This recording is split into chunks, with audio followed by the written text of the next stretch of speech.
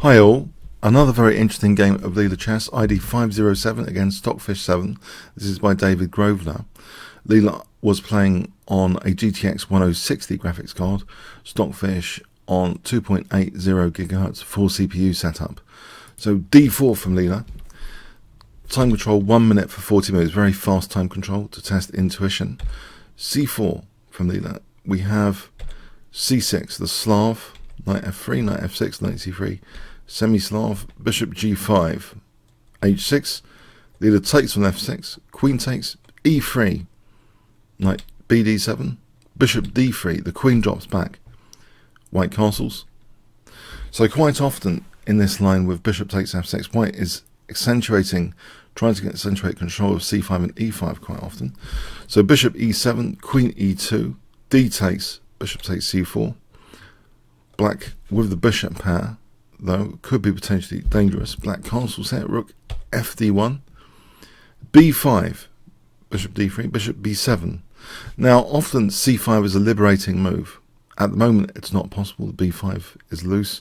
White plays knight E4, so already trying to bind against the C5 liberating move. Black played queen C7 here. If we look at this position with the rook on D1, this is also dissuading C5. Let's have a look. If C5 was played, in fact, even with the B5 pawn hang, there's bishop takes E4. So let's look at this. D takes C5 is good for white because of knight takes, bishop takes, and then there's bishop H7 check, discovering an attack on the queen. So this would be very good for white because actually there's also even queen C2 check at the end of this, winning the bishop on C5. So it looks as though knight E4 does prevent C5 here. We have queen C7, so rook AC1. White has a very nice harmonious looking position here against that C5 break. A6.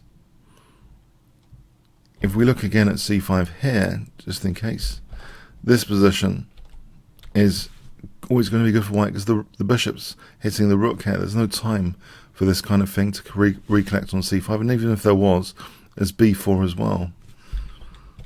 In any case, so it's really out of the question at the moment.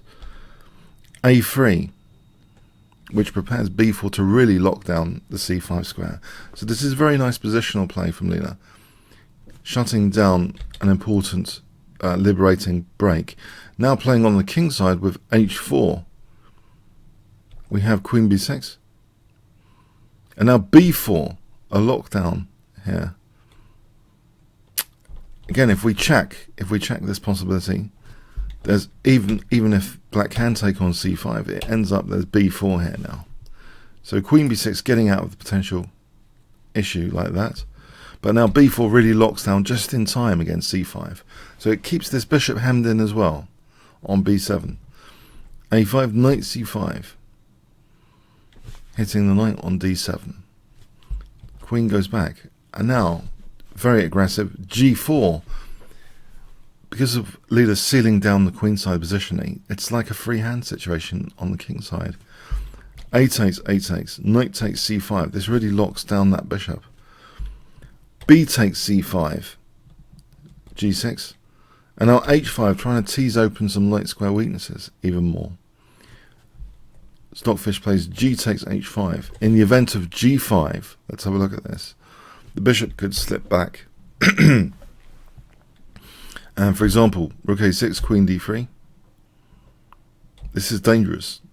After knight E5 here, this is a very dangerous situation with the possibility of queen H7 and rook D7 sometimes.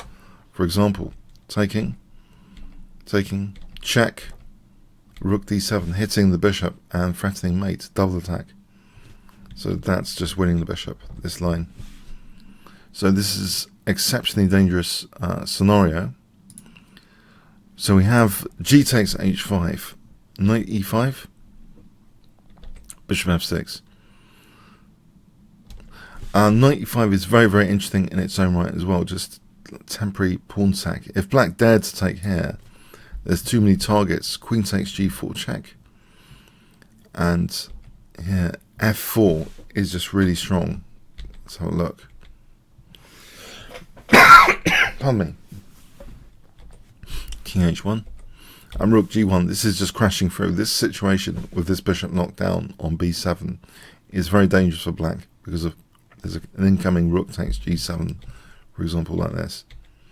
This is just one scenario where it's going to be pretty devastating, like winning the queen, for example, in the house. So knight e5, bishop f6. We have f4, h4. Yeah, if bishop takes e5 here, this is good. Just taking with this, you might think the f pawn, but this is actually really good because it secures the d6 square, for example, in some lines. So like this, queen h2, taking on f6. But in other lines, yeah, it's just a very, very strong attack here. White's just doing really well. So h4, we have actually another very aggressive move from Leela to open up lines. g5, hg, queen h5. So just opening up lines and now trying to infiltrate on the light squares. Not worried here about bishop takes e5. There's always a big option of f takes with that f file pressure. The king tries to evacuate a bit. Rook f1, g4. Here, let's just see what happens on bishop takes. F takes. This is just a build-up for white on f7. For example, like that, it's checkmate. Is embarrassing. It's horrible here. And if here f5, this just shows the power of white's position. White would have rook takes f5 check. Check here, check. And this is devastating. It's just winning everything, basically. Total devastation. So g4, we have rook c to c2, g3, f5, really trying to open that f file now. E takes f5. You might wonder, what about bishop takes e5 here? F takes e6. Forget about recapturing. That f file will be really strong. For example, like this is absolutely devastating. So e takes f5, rook takes, bishop takes, and you might think, well, hang on, this rook's not very relevant to the f file. Is this really that great? Leela actually doesn't even recapture here, and there's also a dangerous looking check potentially. Rook c1, so the rooks can double. Temporary piece sack. Black really hasn't got time to defend this onslaught against f7. The pieces are just not able to defend here. h3 was tried. Rook c f1, h2 check. If, for example, f6, then white can just smash through with rook takes f6. Just smashing through here. Check. And then check here. Queen takes. This is just absolutely crushing this sort of scenario.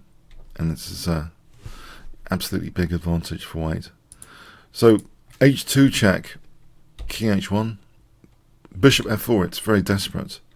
Rook 5 takes f4. There's just no defense of f7. Look at black's pieces. The pawns, it doesn't matter about the pawns coming down here. They're pretty harmless. As long as this bishop's locked in. If the bishop wasn't locked in, it might have been a different story. So it's absolute desperation move now. Queen takes f4. Rook takes, check. It is dangerous with these pawns a little bit, but bishop f1, the king doesn't have to move. Rook takes, rook takes. This is just desperate. G2. It's adjudicated as a win for white. It doesn't. There's no issue here for white at all. After takes, it's just massively winning position. So a very interesting game in the Semi-Slav. Some positional features, clamping down on c5, very harmonious looking pieces. But the aggressiveness of how the attack was played was impressive with h4, g5, g4, h5 later.